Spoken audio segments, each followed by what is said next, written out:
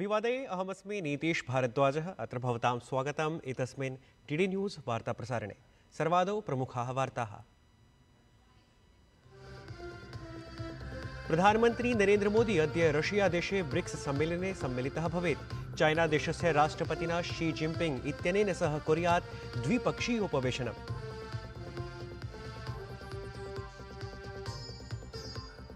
महाराष्ट्रे विधानसभा निर्वाचनार्थं मुख्यमन्त्रिणः एकनाथ शिंदे इत्यस्य नेतृत्वे शिवसेना दलेन प्रत्याशिना प्रथमसूचिः ख्यापिता।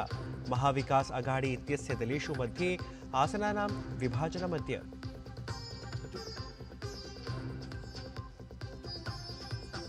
झारखंड निर्वाचनार्थं झारखंड मुक्ति मोर्चा दलेन 35 प्रत्याशिनां सूचिः ख्यापिता।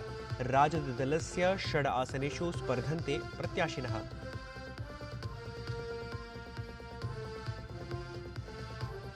ओडिशा पश्चिम बंगाल राज्ययोः तटीय जनपदेषु दाना इत्याख्यं चक्रवातं निध्याय गभीर सञ्चेतना। उभयोः राज्ययोः 23 जनपदानां विद्यालयाः पिहिताः।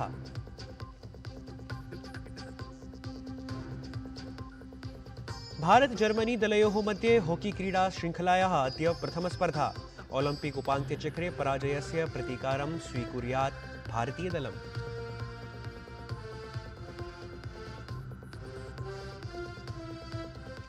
अधुना वार्ताः विस्तृतीकृताः। एतस्मिन् वर्षे 16 ब्रिक्स शिखर सम्मेलनं रशिया देशस्य काज़ानगरे आयोज्यते। प्रधानमन्त्री नरेन्द्र मोदी बुधवासरात् आयोजयिष्यमाणे एतस्मिन् सम्मेलने सहभागार्थं काज़ानगरे अस्ति। शिखर सम्मेलनस्य विषयः न्यायपूर्ण वैश्विक विकासः सुरक्षायै च बहुपक्षवादस्य दृढीकरणमस्ति। तत्रैव प्रधानमन्त्री तत्र राष्ट्रपतिना व्लादिमीर पुतिन इत्यनेन सह द्विपक्षीयां वार्तां कृतवान्। प्रधानमन्त्री नरेन्द्र मोदी रशिया यूक्रेन देशयोः संघर्षविषये पुनः उक्तवान् यत् संघर्षं विहाय समाधानान्वेषणम् आवश्यकमस्ति। रूस और यूक्रेन के बीच चल रहे संघर्ष के विषय पर हम लगातार संपर्क में रहे हैं। जैसा मैंने पहले भी कहा है, हमारा मानना है कि समस्याओं का समाधान शांतिपूर्ण तरीके से ही होना चाहिए। शांति और स्थिरता की जल्द से जल्द बहाली का हम पूरी तरह समर्थन करते हैं। हमारे सभी प्रयास मानवता को प्रमुखता देते हैं। आने वाले समय में भी भारत हर संभव सहयोग देने के लिए तैयार है। तत्रैव बहुकालानन्तरं भारतस्य प्रधानमन्त्रिणः चाइना देशस्य राष्ट्रपतिना शी जिनपिंग इत्यनेन सह मेलनं भविष्यति।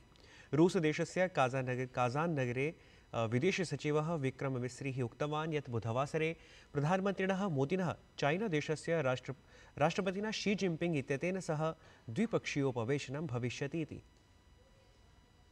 There will be a bilateral meeting held between Prime Minister Modi and President Xi Jinping tomorrow, 23rd of October, on the sidelines of the BRICS summit. The exact time and other logistics are being worked out, but the meeting will take place tomorrow.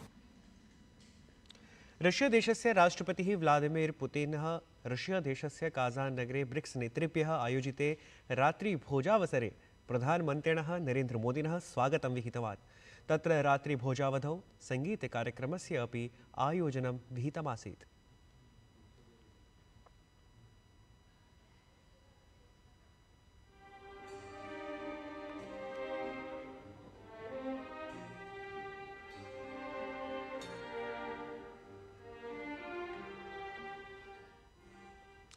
महाराष्ट्रे विधानसभा निर्वाचनार्थं मुख्यमन्त्री एकनाथ शिंदे इत्यस्य नेतृत्वे शिवसेनादलेन प्रत्याशिनां प्रथमसूचिः ख्यापिता अस्ति। प्रथमसूचौ आहत्य 45 प्रत्याशिनां नामानि दलेन घोषितानि। महायुत्याः एषा द्वितीया सूची अस्ति। पूर्वं भाजपादलेन 99 प्रत्याशिनां नामानि घोषितानि आसन्। मुख्यमन्त्री एकनाथ शिंदेः कोपरी पाखडी इत्यस्मात् आसनात् निर्वाचनं स्पर्धयिष्यति। अवधेयं यत् महाराष्ट्रे विधानसभा निर्वाचनस्य नामाङ्कन प्रक्रिया आरब्धा अस्ति। मंगलवासरे प्रथमदिवसे आहत्य 58 नामाङ्कनानि पूरितानि आसन्।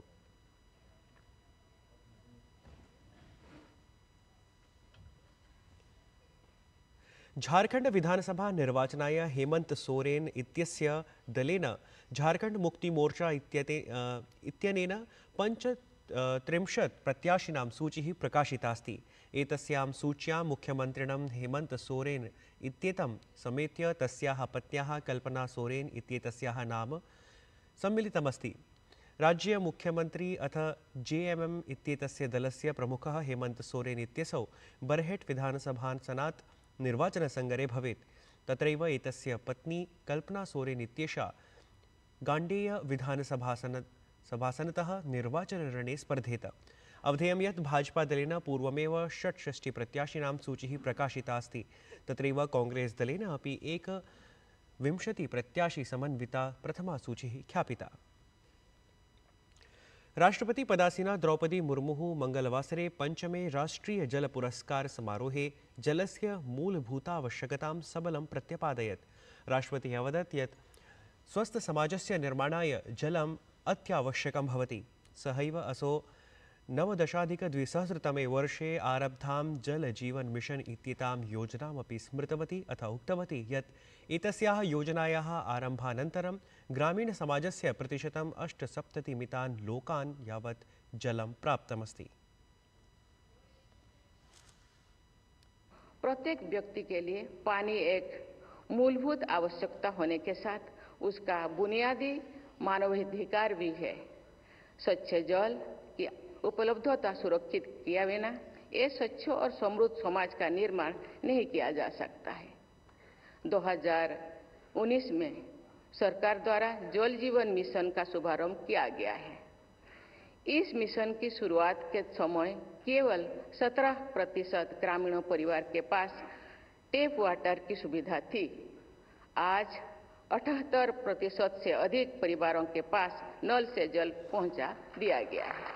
कई राष्ट्रीय एवं अंतर्राष्ट्रीय संस्थानों का मानना है कि जल जीवन मिशन के कार्यान्वयन से ग्रामीण क्षेत्र में रहने वाले लोगों के जीवन में उल्लेखनीय सुधार आया है। ऐषमः अक्टोबर मासे 1,000 कोटिरूप्यकात्मकं विक्रयं कृत्वा प्रधानमन्त्री भारतीय जनौषधि परियोजनया महत्वपूर्णा भूमिका निर्व्यूढा।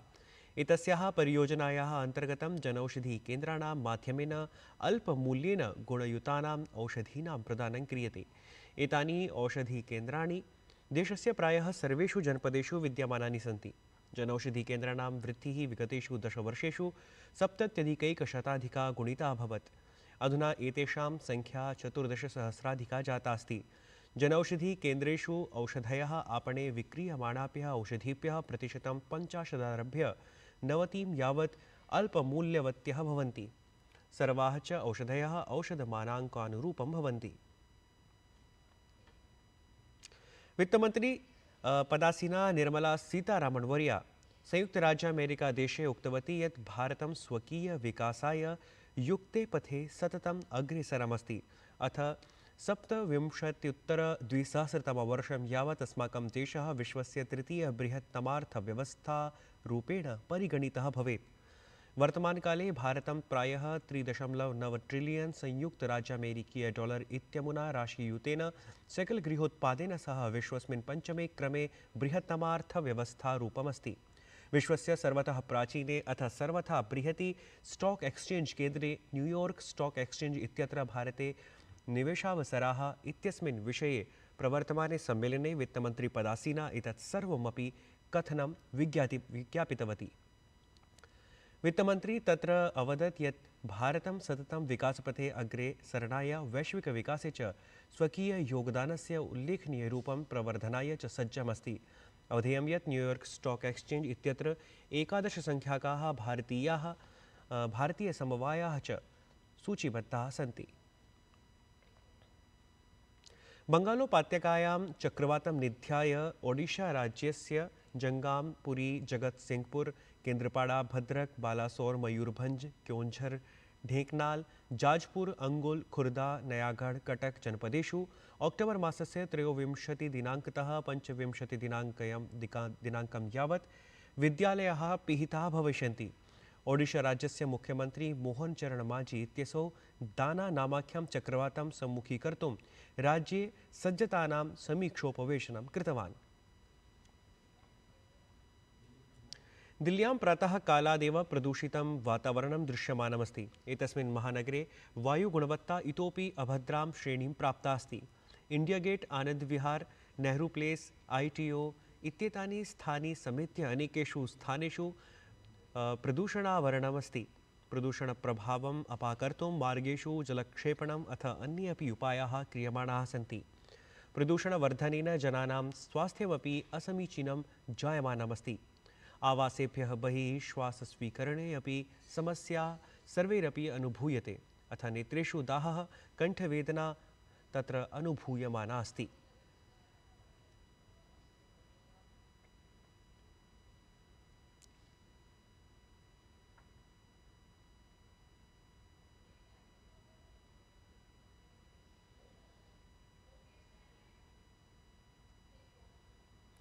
क्रीडावार्तासु भारत जर्मनी देशयोः मिथः स्पर्धाद्वयात्मिकायाः हॉकी क्रीडा श्रृङ्खलायाः समारम्भः अद्य प्रभृति भवेत्।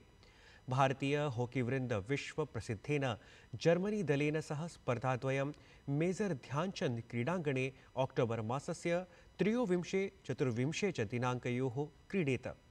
भारतीयदलस्य अग्रत्वं दलनायकः हरमनप्रीत सिंहः कुर्यात्। तत्रैव विवेक सागरः दलस्य उपनायकत्वेन भूमिकां समभालयेत्। भारतीयदलस्य मिडफील्डर क्रीडकः हार्दिक सिंहः यतः व्रणितः अस्ति ततः सः क्रीडायां सहभागं न कुर्यात्।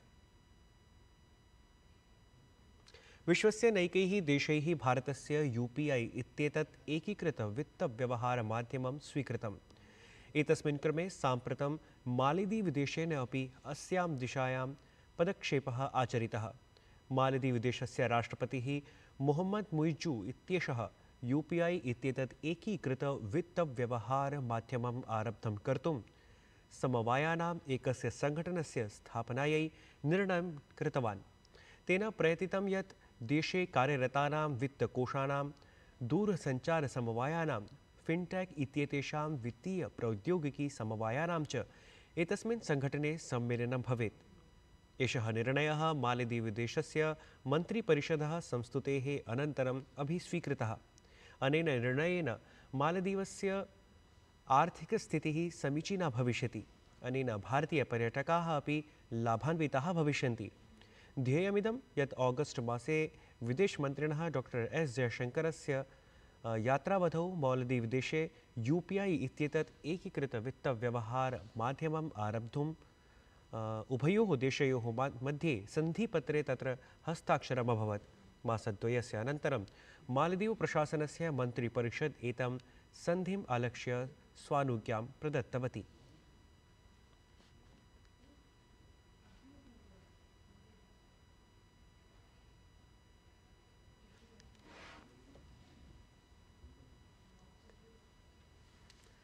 एतत् वार्ता संस्करणम् अधुना सम्पद्यते। अभिनववार्ताभिः सह पुनः उपस्थास्यामः। तावत् मङ्गलं भूयात्।